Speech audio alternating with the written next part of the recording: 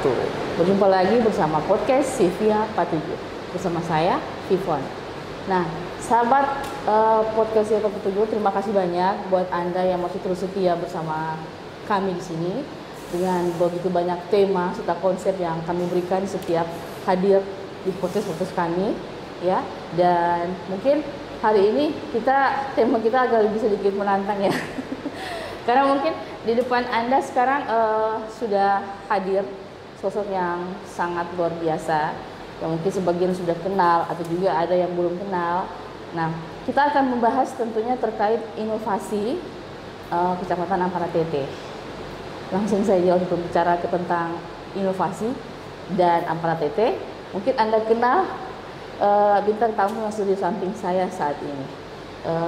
Selamat siang Pak Camat Ampana Iya, Tete. Siang. Apa kabar Vivon? Pak? Kabar baik, alhamdulillah. Oke, silakan menyapa masyarakat. Iya, jadi makasih Mbak Vivon. Ya. Assalamualaikum warahmatullahi wabarakatuh. Saya Asrin Soga, Camat Ampana Tete. Alhamdulillah, makasih banyak dari Dinas Kominfo ini mengundang langsung terkait dengan hal-hal yang menyangkut dengan pemerintahan dan pembangunan yang ada di wilayah Kecamatan Ampana Tete. Ya Pak, kali ini kita akan berbicara mengenai inovasi yang sudah dilakukan ya di Kecamatan Ampana Tete selama kepemimpinannya Bapak. Itu terlihat benar-benar luar biasa semua ya Pak. Dan masyarakat tentunya begitu banyak dukungan ya, support dari masyarakat terhadap Pak Camat Ampana Tete dengan keberhasilan semua inovasi dan program-program yang dilaksanakan di Kecamatan Ampana Tete. Nah Pak, ini kita kalau berbicara mengenai inovasi ini kan bagian dari kreativitas Pak, ya. Dan tentunya untuk menyikapi itu ada banyak pro kontra yang dari masyarakat, tentunya ada yang suka, ada yang tidak terkait inovasi yang sudah dilaksanakan.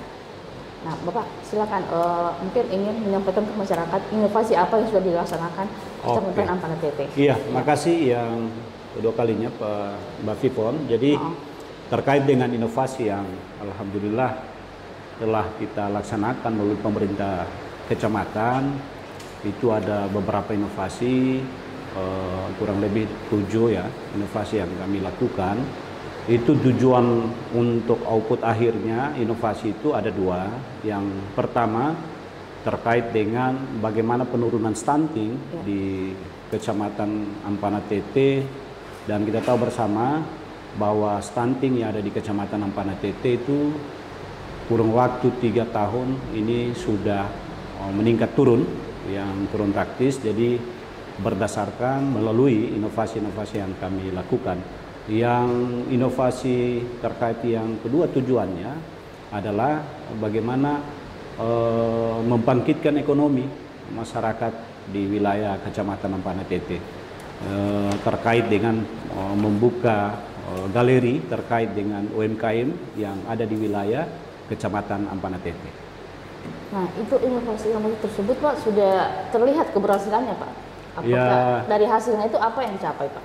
Ya, alhamdulillah bahwa dalam progres stunting itu pertama ada beberapa terkait pertama inovasi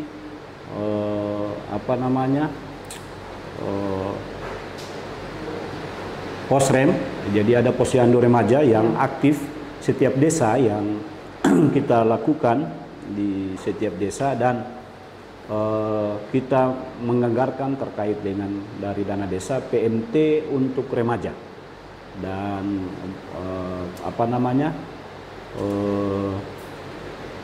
penambahan darah, penambahan ini vitamin yang diprogramkan oleh dana desa dan oleh desa itu sendiri. Itu setiap bulan itu dilakukan posyandu remaja di setiap desa, tiap bulan 1 kali, bahkan ada 2 kali.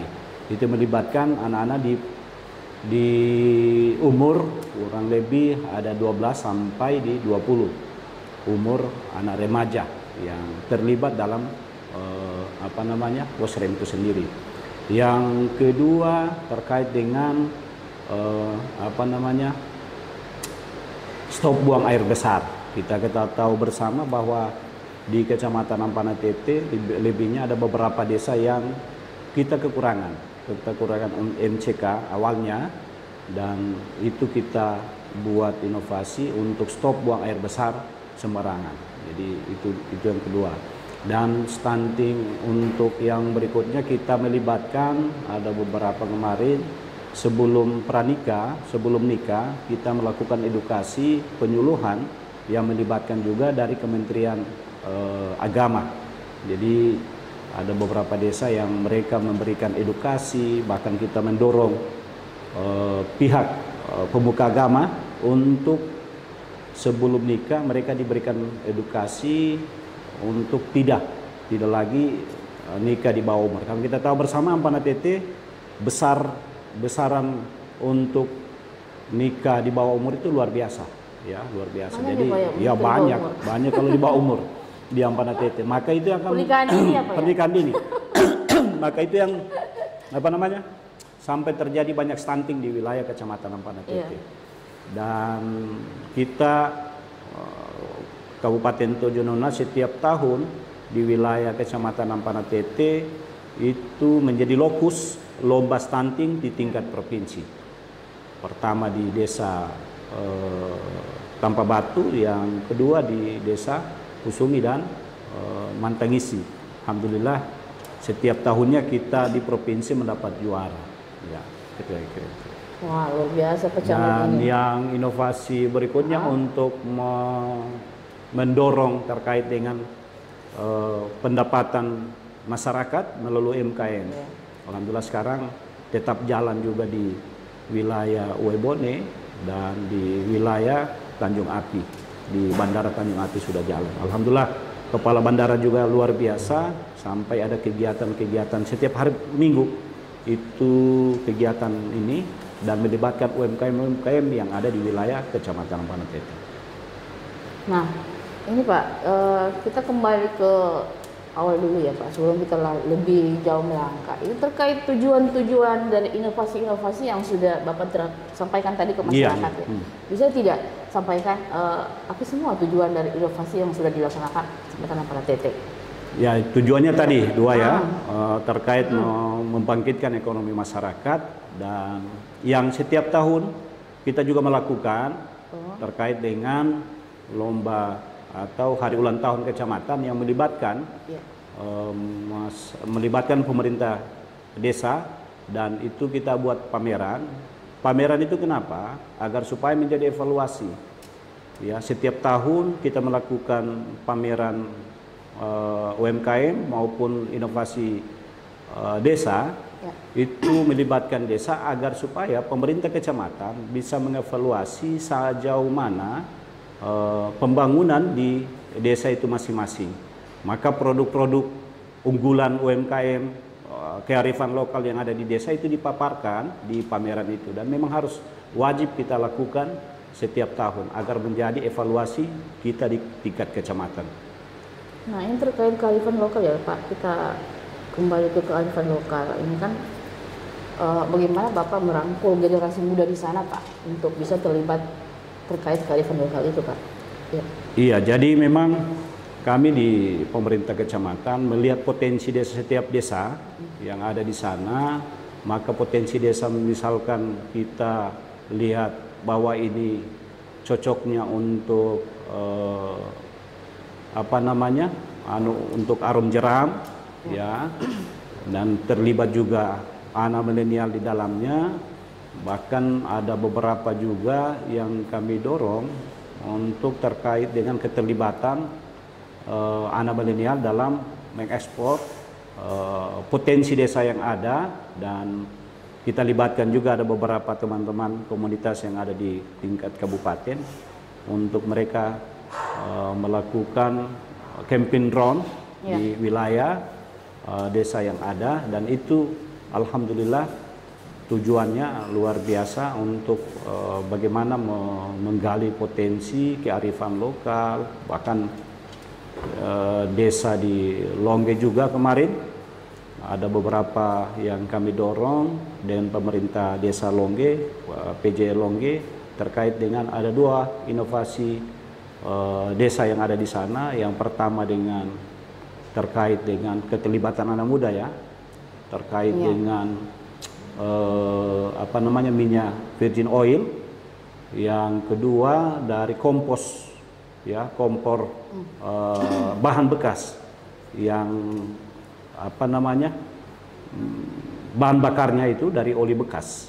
Dan itu alhamdulillah di tingkat provinsi kemarin sudah dibuat pameran inovasi yang mewakili dari Kabupaten Tojonono itu yang ada di desa Longge itu sendiri. Itu melibatkan anak muda juga Pak ya? Anak muda, ya anak muda. Jadi sebagai anak muda yang terlibat.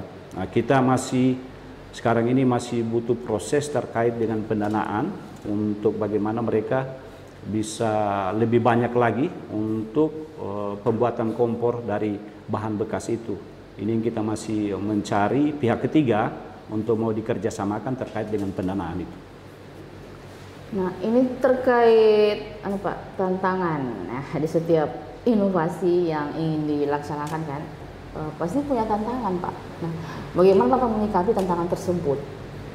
Ya pasti namanya ingin membangun, ya pasti punya tantangan tersendiri.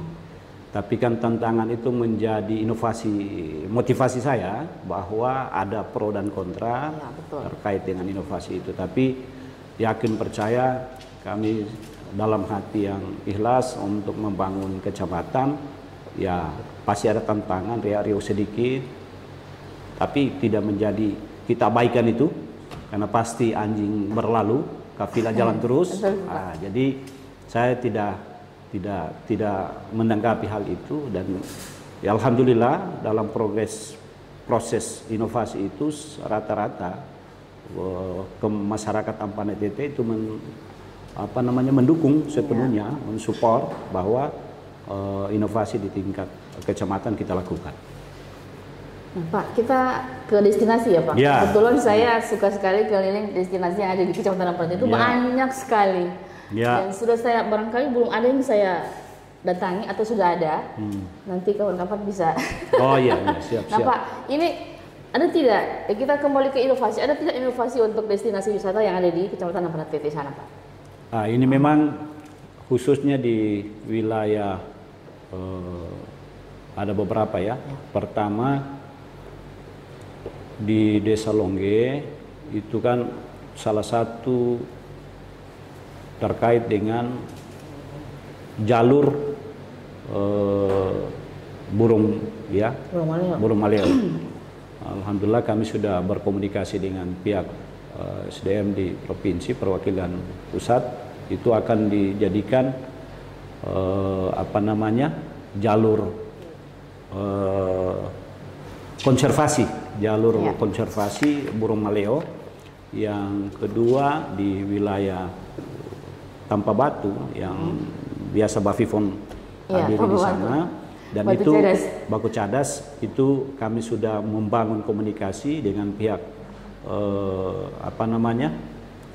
perusahaan batu pica, karena memang jalur perusahaan batu pica itu karena ada beliau di situ. Nah, ini yang kita mau dorong melalui beliau, mudah-mudahan bisa terintervensi untuk tahun-tahun ke depan, bagaimana bisa dijadikan salah satu destinasi terkait dengan sungai yang ada di situ. Minimal dari pihak perusahaan bisa membangun gazebo, ya, dan itu yang kita akan dorong cepatnya, karena kalau kita menggunakan melalui dana desa juga agak kesulitan, ya, karena memang terbatas, ya, apalagi PBD kita yang melekat di desa itu sendiri agak terbatas. Jadi ada beberapa memang yang kita akan dorong, termasuk di wilayah Kajulangko terkait dengan air terjun, ya, terjun. Ya. Jadi itu. Terutama akses Pak untuk ke sana. Iya, akses ke sana masih susah itu. sekarang, ya, masih susah ya. Oke, baik, kita sudah berbicara mengenai destinasi, sudah berbicara mengenai UMKM, stunting. Nah, kita sekarang berbicara tentang kelapa sawit, Pak. Iya, ini adalah bagian inovasi yang ditunggu-tunggu ya Pak. Mungkin masyarakat juga ingin tahu di luar sana seperti apa kelapa sawit nanti yang akan dilaksanakan di Kabupaten Tojo Una Una ini. Nah Pak, saya ingin tahu sebenarnya dari kapan ini pembangunan kelapa sawit akan dilaksanakan, Pak? Oh, Nanti jadi kapan? iya, jadi perlu juga kami sampaikan bahwa memang ini menjadi program dari Pak Bupati dan Ibu Wakil Bupati Kabupaten Tojo Nona terkait bagaimana lapangan kerja di 20.000 bisa tercapai dalam kurun waktu satu periode Pak Bupati dan Ibu Wakil Bupati. Maka bukan salah satunya bahwa program kelapa sawit ini yang bisa menjanjikan terkait dengan pengembangan ekonomi masyarakat dan lapangan kerja yang target itu dalam visi misi Pak Bupati itu yang luar biasa untuk kita dukung bersama dan di tingkat kecamatan maupun desa kita dorong bersama untuk bagaimana program kelapa sawit ini bisa terlaksana di Kabupaten Tojo Nona. Terkait dengan itu ya 20 lapangan kerja bisa terrealisasi untuk satu periode Pak Bupati. Ya. Itu rencana lokasinya di mana, Pak? Untuk sementara bahwa dalam progres perencanaan pabrik ini ada dua. Yang pertama di wilayah Ulu Bongka, tepatnya di Taki Bangke. Yang kedua di wilayah Kecamatan Ampana Tete, tepatnya di wilayah Desa Balingara. Jadi wilayah atas ini karena kita tahu bersama banyak di sana bukan lahan APL, maka itu yang kita dorong dan melalui Pak Bupati instruksikan untuk kita dorong bersama terkait dengan kelapa sawit. Alhamdulillah progresnya sudah sampai ke titik untuk pemetaan ya, sudah titik pemetaan kira-kira. Nah, untuk respon dari pemerintah daerah bagaimana Pak terkait ini pembangunan kelapa sawit? Alhamdulillah malah justru Pak Bupati itu mendorong ya, sekali lagi saya sampaikan alhamdulillah Pak Bupati itu mendorong bagaimana kelapa sawit itu ada di wilayah Kabupaten Tojo Nona dan beliau support baik karena memang salah satu yang menjanjikan untuk perputaran ekonomi masyarakat itu melalui kelapa sawit, salah satunya di wilayah wilayah Kabupaten Tojo Nona. Ya, jadi ini luar biasa ya, luar biasa Pak Bupati kita dan Ibu Wakil Bupati kita Kabupaten Tojo Nona. Ya. Nah, selain respon dari pemerintah daerah, mungkin juga ada respon dari masyarakat. Nah, saya yakin Pak, ini pasti mengalami pro kontra Pak. Ya. Ada yang setuju, ada yang tidak. Bagaimana Bapak menyikapi persoalan tersebut Pak? Kalau pro dan kontra ya paling kontranya kecil lah ya. Karena masyarakat juga sudah merasa bagaimana perputaran ekonomi dan masyarakat sudah merasa bagaimana ekonomi mereka ya. Dan terkait dengan pro dan kontra ini pasti yang kalau dengan kontranya pasti berpikir bahwa dampak ya. Tahu saja Pak Ibu Vivon, semua ini punya dampak, semua apa yang kita lakukan punya dampak ya, punya dampak. Mbak Vivon saja dengan jam yang sekarang ya, atau saya di jam yang sekarang saya bernapas sama Mbak Vivon pasti berdampak, bernapas saja, toh dengan jam aromanya, yang sekarang Pak. Toh, ya, DP aroma. Nah, justru itu dampak, toh. Pak. Jam begini jam berapa Pak?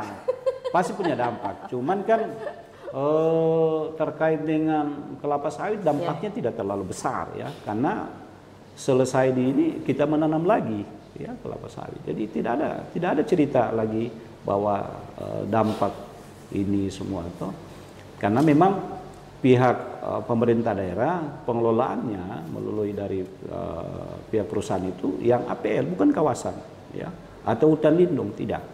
Jadi hanya yang APL ya. Kalau kawasan maupun hutan lindung tidak aktivitasnya tidak dikasih ruang karena melanggar undang-undang aturan itu yang ada ya. Seperti itu barangkali ya. Ini kan saya melihat masyarakat memang agak khawatir juga Pak, takutnya mengganggu lingkungan kan. Nah, dan mungkin itu pertama kali Pak Jona, jadi mereka belum pernah merasakan. Bagaimana Bapak menyikapi hal tersebut Pak? Mungkin rasa takut dari masyarakat, sebagian masyarakat itu ada Pak, akan berdampak buruk terhadap lingkungan. Nah, itu. Tapi bisa tidak beritahu manfaat dari kelapa sawit itu sendiri, Pak? Jadi Untuk daerah kalau kelapa sawit Ya. yang progres ke depan itu saya sampaikan kalau memang itu berdampak ya, misalkan di Kalimantan yang sudah puluhan tahun ya, di wilayah apa namanya Sulawesi Barat ya sudah puluhan tahun, itu aman-aman saja. Dan ini juga dalam progres kelapa sawit ini tidak ini, bahwa saya sampaikan awal bahwa kawasan maupun hutan itu tidak dibuat lahan untuk kelapa sawit, yang apel aja. Jadi maka adanya kelapa sawit ini ekonomi masyarakat ya, yakin percaya sudah terbukti di daerah lain toh. Maka terkait dengan itu kami sangat, maka masyarakat sekarang sudah menunggu ya, bahkan masyarakat sudah menunggu kapan ya kelapa sawit itu, pabrik itu akan terbangun di wilayah Kabupaten Tojo Nusa. Sekarang sudah menunggu semua di setiap desa, dan mereka sudah petakan semua yang punya lahan itu sudah siap untuk menanam kelapa sawit ya. Dan ini progres juga ke depan, insya Allah terkait dengan koperasi ya, koperasi Merah Putih ini kan luar biasa. Nanti ada unit kerja, unit usaha koperasi Merah Putih melalui kelapa sawit itu, karena mungkin bisa saja ke depannya pihak perusahaan itu tidak lagi, masyarakat tidak langsung bersentuhan langsung dengan pihak perusahaan, tapi melalui koperasi Merah Putih. Bisa jadi pembelian kelapa sawit, pembelian hasil itu melalui koperasi yang terlibat. Jadi ini luar biasa. Jadi memang pengurus koperasi ini memang betul-betul yang jiwa ekonomi yang harus dipasang di situ. Jangan sampai salah-salah ke depannya. Jadi tapi alhamdulillah dengan progres yang sudah terbentuk pengurus koperasi, saya lihat rata-rata yang punya jiwa-jiwa usaha yang ada. Dan saya yakin di Tojo Nauna bahwa terkait dengan koperasi Merah Putih akan bisa berkembang dari segi usaha, unit usaha yang mereka programkan setiap desa yang ada. Ya, itu juga demi kemajuan perekonomian di daerah kita. Iya, daerah kita. Ya. Baik, kita sudah berbicara mengenai kelapa sawit, Pak. Sekarang kembali ke inovasi lagi, Pak. Ini kan bagian dari inovasi kan, Pak? Iya, ya. Bukan bagian. Ini program dari Pak Bupati, dari Ibu Wakil Bupati terkait dengan untuk 20.000 tenaga kerja yang itu mulai visi misi ya. Iya, 20.000. Insyaallah bisa. Itu merekrutnya dari mana? Orangnya dari ini kan nanti daerah tenaga sendiri atau dari luar dia? Nanti tenaga kerja ini saya amati karena saya biasa bincang-bincang dengan pihak manajemen perusahaan itu, bahwa perekrutan itu melalui desa dan keterlibatan lapangan kerja itu masyarakat yang ada di desa itu. Bayangkan itu penanaman, baik penanaman maupun pembersihan itu melibatkan masyarakat. Ya, ini kan luar biasa nanti tuh. Itu saja lah, itu belum pendapatan dari hasil sawit. Itu baru program lapangan kerja saja sudah terbuka. Apalagi kalau sudah sawit kita sendiri yang ada, itu kan untuk ekonomi kita semua. Kira-kira seperti itu. Pasti banyak nanti yang berbondong-bondong untuk kerja di situ, Pak. Ya, khususnya saya yakin bahwa apalagi keterlibatan ibu-ibu nantinya toh, karena pasti diberdayakan lah masyarakat sana juga langsung. Akan seperti itu, akan seperti itu. Jadi kalau tidak cukup boleh ambil kecamatan lain. Ya, kalau tidak cukup mungkin boleh ambil kecamatan lain toh. Tapi yakin percaya bahwa bisa jadi masyarakat juga tidak, karena mungkin mereka punya lahan juga toh. Nah, jadi melibatkan masyarakat dari luar, bahkan dari kecamatan lain untuk lapangan kerja di bagian lapangan ya, bagian lapangan. Ya, kira-kira seperti itu. Iya, harapannya semua program ini berjalan lancar ya, Pak ya. Insya Allah, amin amin ya, ya. Dengan dukungan dan semangat dari masyarakat Kecamatan Panatete. Ya. Yang merasa juga kan seluruh masyarakat Tojo Nauna. Iya, ya? yang merasakan. Oke Pak, kita tinggal dulu kelapa sawit ya Pak. Kita kembali ke terkait dana ex-PMPN yang kemarin sempat jadi polemik juga ya. Saya dengar di isu di telinga. Iya. Itu bagaimana Bapak terkait ini? Dana ex-PMPN ke badan usaha milik desa Ya. Oh iya, jadi dana XPM PMK beralih ke badan usaha milik desa itu alhamdulillah dalam progres kemarin sudah kita tahapan sekarang sudah melalui tahapan program di SPP karena memang terkait dengan dari XPM ke Bundes memang aturannya tetap ada simpan pinjam ya. Ini kurang lebih 8 tahun dari XPM itu dibekukan ya. Alhamdulillah kami di sana kurang lebih 3 tahun. Progres itu 1 tahun lebih kami lakukan untuk bagaimana yang dibekukan tadi itu bisa beralih ke Bundesma dan bahkan sudah terbentuk sana terkait dengan kepengurusan direkturnya. Bahkan direktur kemarin itu dilelang ya, diuji kompeten oleh pihak provinsi, itu staf khusus kemarin oleh Gubernur Dr. Arifin Bidin, ada beberapa dokter juga yang melakukan tim asesmen ya, tim asesmen dan yang sudah terbentuk itu direkturnya, bahkan direktur usaha sudah, itu ada kurang lebih 5 orang yang sudah jalan usaha dan sekarang sudah jalan SPP, simpan pinjam. Jadi simpan pinjam juga ini kita melalui proses juga, melalui OJK ya, karena kita tahu jangan nanti tidak izin OJK, tidak tanpa pengetahuan OJK kita melakukan simpan pinjam, nanti bank swasta lain akan komplain. Nah itu sudah kita lakukan, bahkan SPP itu bahwa dalam untuk simpan pinjam itu kita berikan jaminan ya. Jadi jaminan itu kurang lebih akte tanah melalui yang diverifikasi oleh akte notaris. Jadi seperti itu. Alhamdulillah sekarang sudah kurang lebih 1 M lebih yang sudah berjalan untuk SPP itu. Dan ini insya Allah progres ke depan terkait dengan usaha air mineral ya, air kemasan, ini yang kita akan godok lagi untuk kedepannya karena itu juga inovasi Pak ya? Iya, program ya? Dia program ya, program dari yang kita buat ini. Jadi agar minimal dia ada 2 usaha yang terkait dengan Bundes Badan Usaha Milik Desa bersama ya. Wow, luar biasa Kecamatan Ampera Tete ya, dari bawah kepemimpinannya Pak Camat. Begitu banyak keberhasilan yang bisa kita lihat dan sudah terbukti. Nah, kita ini Ridwan ingin sentil sedikit ya, karena sebentar lagi hari ulang tahun kemerdekaan Pak ya. Ini terkait inovasi dan program dari Kecamatan Ampera Tete sendiri Pak. Nah, apakah keterlibatan Kecamatan Ampera Tete sendiri ada tidak di kegiatan nanti Pak di hari ulang tahun kemerdekaan? Kemerdekaan, oh iya. Iya. Jadi sebelum saya sentil itu bahwa saya cuma sambung sedikit ya, bahwa silakan, Pak. Terkait dengan Badan Usaha Milik Desa Bersama itu kita yang pertama di Provinsi Sulawesi Tengah, bahkan kemarin ini Pak Kepala Dinas itu diundang langsung oleh Provinsi, Dinas PMD Provinsi untuk memaparkan strategi langkah-langkah yang sampai alhamdulillah goal kita pelaksanaan dari XPM PM ke Bundes. Jadi menjadi role model di Provinsi Sulawesi Tengah. Bahkan alhamdulillah Pak Bupati, Bapak Ilham Lawidu, sarjana hukum sudah menandatangani prasasti pas di kegiatan hari ulang tahun kecamatan kemarin di Pesumi. Biasa. Ya.